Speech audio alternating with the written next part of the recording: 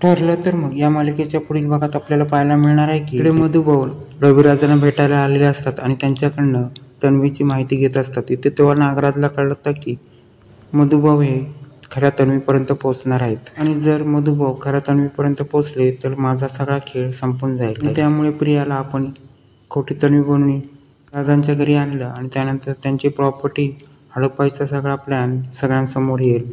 तेव्हा नागराज ठरवतो की महिपतला घेऊन एक मोठं आपण कारस्थान करूया आणि या सगळ्यांमध्ये त्यांनी नागराजनी महिपतची मदत घेतली असते आणि यांची मदत घेऊन त्यांनी प्रियाला ह्या किल्लेदारांच्या घरी आणलेलं असतं. प्रियाने केलेल्या सर्व कारस्थानामुळे रविराजांचा प्रियावर खोट्या तन्वीवर भरोसा उठलेला असतो. त्यामुळे आता नागराज खूप घाबरलेला असतो आणि तो ठरवतो की खऱ्या तन्वीला सर्वांसमोर येऊन द्यायचं नाही. पण महिपत आणि नागराजला माहित असतं की सायलीच खरी तन्वी आहे. तेव्हा इथे नागराज ठरवतो की आपण सायलीलाच संपवून टाकायचं. तेव्हा इथे नागराज ठरवतो की काय झालं तरी आपण या सायलीला संपवायचं.